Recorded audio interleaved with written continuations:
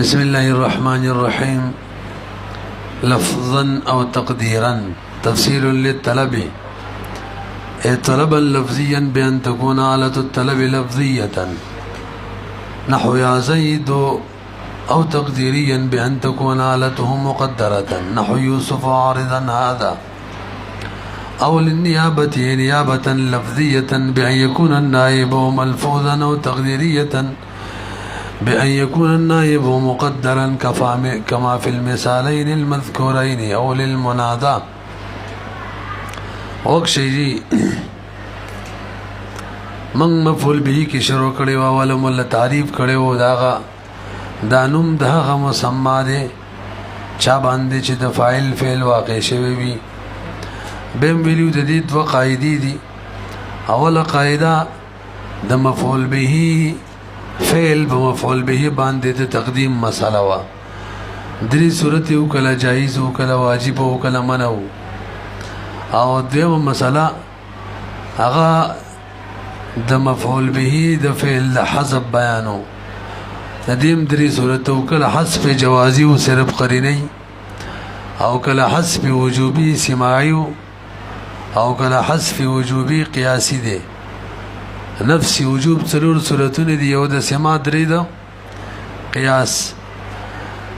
نو جوازی حذف بیانم تیر شوی او سماعی وجوبیم تیر شوی، او قیاسی وجوبی کی شروع باقی کی درې محل دی چلتا فعل حسبی کی یو منادا وا. نو تعریف د منادام کړي وا غي سم تویل کیږي المطلوب و اقباله، د چا متوجه کول چې مطلوب او مقصود وي. دوا دریم بداس یو حرف باندې چې نائب وي قائم وي په مقام د ادعو باندې چې هغه پنځه حروف دي. مجموعي طور باندې د منادا په تعریف کې درې اجزاو بلکې څلور دی. یو جو صفات نن به وایو لفظا او تقديرا. من ویلو منادا په تعریف کې درې اجزا دي. نه درې من ویلو یو بل هم دی چې هغه سم ته ویلې کېږي. یو د چا متوجه کول چې مطلوب وي. دعا په داسې یو حرف باندې چې قائم مقام د ادعو وي. درې او دغه حرف کله لفظا ذکر وی کله تقديرا، یا دغه د حال کې چې دغه منادا کله لفظا موجود وي او کله د منادا مقدر وي. پوهیږئ په لفظا او تقديرا به دوه معنی وکړلې چې دغه څوک چې د ادعو قائم مقام دی یعنی حرف ندا یادو. دغه حرف ندا کله لفظا ذکر وی لکه یا زیدو، او کله تقديرا وی لکه یوسف، او یا لفظا او تقديرا بیان د منادا کې د حال کې چې دغه منادا لفظا ذکر وی لکه یا زیدو، یا دغه منادا تقديرا وی لکه الا یسجدو یا قوم. نو قوم محذوب مقدر دی دلته. تاسو پیږئ په خبره برګوري. اور بسې کوم عبارت علامه جامی ذکر کړي د اعتراض نه جواب کوي. اعتراض دا دی چې دا لفظا او تقديرا د څه واقع شوی دی په کلام کې اعرابي حالت یې څه دی. نو کوم مفعول مطلق جوړه هو المطلوبون نو نه جوړیږي، ځکه مفعول مطلق کوم فعل وي هغه په مفعول مطلق باندې مشتمل وي د قبيله د اشتمال لکل نه بجز، او مطلوب نه دی مشتمل فلفظا او تقديرا معنی ودا نه دی ولکه پوه شي به اعتراض. او کوي چې لفظا او تقديرا دا مفعول مطلق دی د نائبنا بحرف نائب هم نه جوړي کی ځکه د نائبین یو معنی ده او د لفظا او تقديرا بل معنی ده، یعنی فعل نه دی مشتمل لقبيله د اشتمال لکل نه بجز مفعول مطلق باندې. دوه اعتراض شو. دو خبرې شو دلته به څه کېدی کنه یار. او دریم دا چې لفظا او تقديرا دی حال وي پرې بس لفظا او تقديرا حال له د چانه حال دی اقباله د هو ضمیرنا ناغم نسی کیږي ولی لفظا او تقدیرا دا مصادر دي مصدر صرف وصف وي او حال چی بذل حال حمل وي ندلتا لفظا او تقدیرا مصادر دي خالص اوصاف دي او ضمیر باندې ندي حمل ندي ټیک ځکه اقبال خو لفظ او تقدیر نه بلکې لفظي او تقديري څه وایا پدن لګي پوي شوي کنه په څو اعتراض ګورم به ووري لفظا او تقديرا بمفعول مطلق غني د مطلوب نه دانه د صحیح ځکه معنی بیل بیل ده د نائب نه به مفعول مطلق غني هم صحیح نه د معنی بیل بیل ده پويږي به حال به غني د اقبال هو ضمیر نه انو دا هم نه د صحیح ځکه حال بذل حال حمل وي او لفظا او تقديرا صرف اوصاف دي حمل به هو ضمیر باندې صحیح نه دي نو علامه جمی جواب کوي درې وړه صحیح دي اول نمبر دا مفعول مطلق دی د مطلوب نه ادم رد حذف د موصوف سره دی یعنی دا لفظا او تقديرا اوصاف دي او د دې موصوف حذف دی نو دا سي دي هو المطلوب طلبا او طلب مفعول مطلق دی مطلوب په معنا باندې دی کنه دی مطلوب د دې په معنا باندې دی او به دا لفظا او تقديرا دا دي کې یي نسبتيه دا لفظيا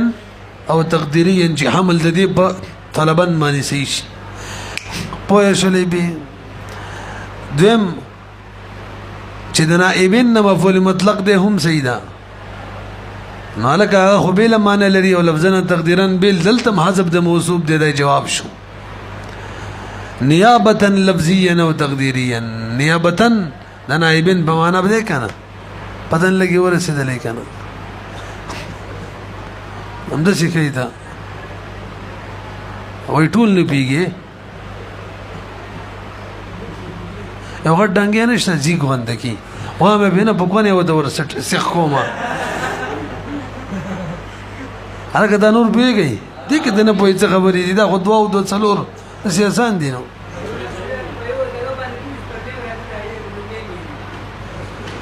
ابه ځان علاج وکا تاسو خبره پیږي او دریم دا اعتراض چې حال نه صحیح کیږي مو حالم صحیح کیږي لفظا په معنا د ملفوظ سره دی مصدر مبني للمفعول دی ذات مع الوصف دی حمل په اقباله ضمیر باندې صحیح دی دغه شان تقديرا په معنا د مقدر سره دی مصدر مبني للمفعول دی هلکه پیږي به متو غوري بس ټول قصه وشولکه تفصيل للطلب دا تفصیل دی طلب د پاره یو یعنی دا لفظا او تقديرا دا د طلب محذوفه کوم چې مفعول مطلق واقع شوی د مطلوب نه دا غیر لپاره تفصیل کوي لفظا به دغه طلب او یا به تقديرا وي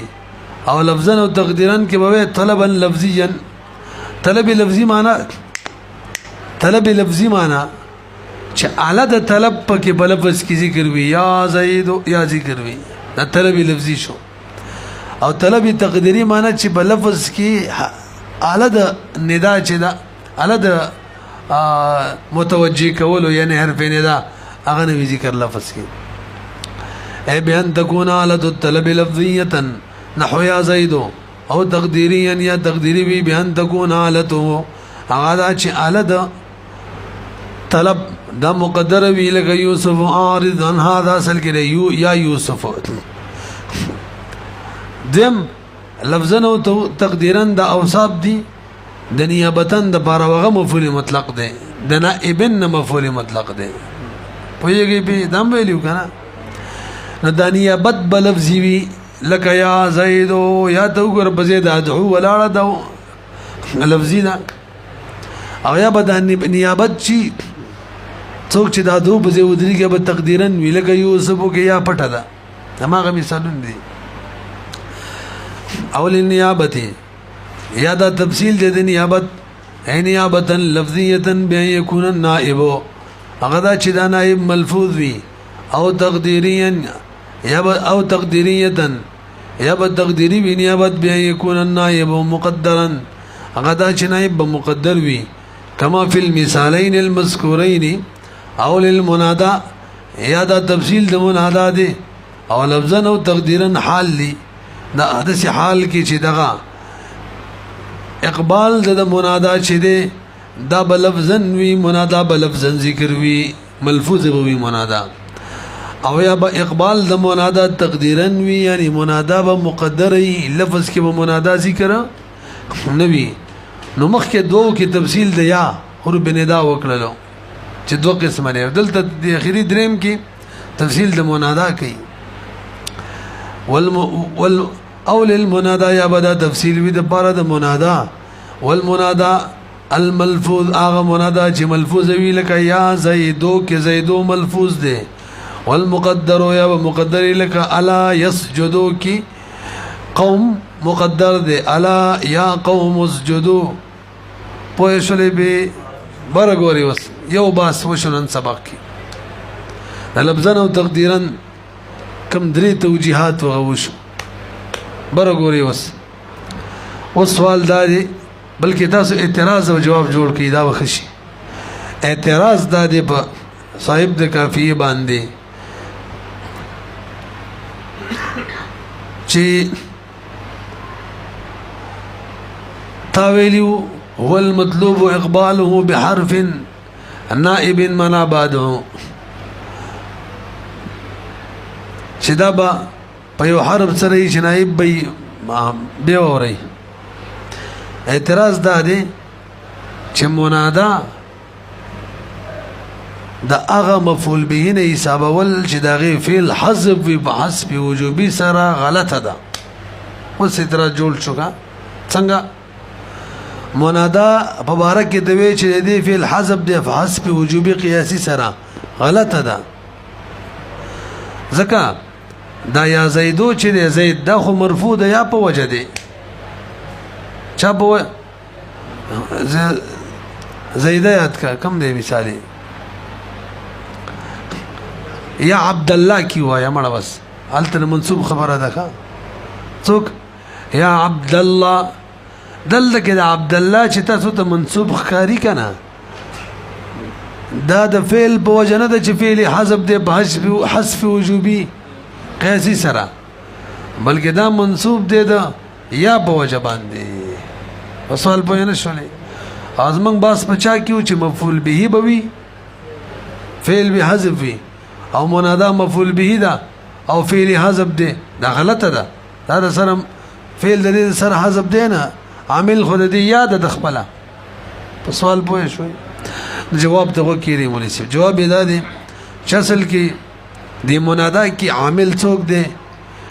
یو د امام سیبوی رائے دا هغه دا چې دی کې عامل هغه فعل دی حذف دی او دا یا د غي قائم مقام دا ادعو دی ادعو پوه شولې به او مصنف د امام سیبوی په مسلک دی د غي موافقي ویل چې دا منادا منصوبه د چا په وجه ده ادعو په وجه او دا یا د غي په ځای ولاړه ده مصنف دغه په مسلک دی یو دویم رائے د مبرد د هغه وی چې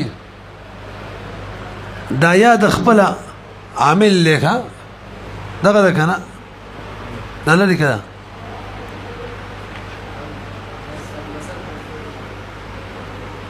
اچھا جی وعند المبرد بحرف النداء مبرد وی په دې حرف ندا باندې منادا کی عامل حرف ندا د خپل ده میګدا څوک بکی دا حرف ندا په کامل ده او بل سړي څنوم دي ابو علي وای چې دا حروف ندا چې دي کنه دا اسماء افعال نه دي نو په منادا کې د خپل ادم عمل کړي دوالو رایدا شولا چې دلته څوک ادو مدو نشته چې یا د غي قائم مقام دی بلکې دا یا د خپل عامل ده مری دوه صورتونه کې نستا اعتراض بالا وارد دي چې منګه دوه اخرو دوه ورای خسته وي حالان کې من مصنف د کافی هغه رای د امام سبوی خسته ده او هغه وې دا مفعول به دي او فعل حذف دي چې ادعو دي او یا دغه په ځای ولاړه ده ما خپل صحیح تعبیر مونه کوم تاسو به اوري مختصرا الکه دا منادا چې معمول له چا دی او که اعتراض جوړ کو تا ویلو منادا معمول دی او فعل حذف دی فحسب وجوبي سره نه منو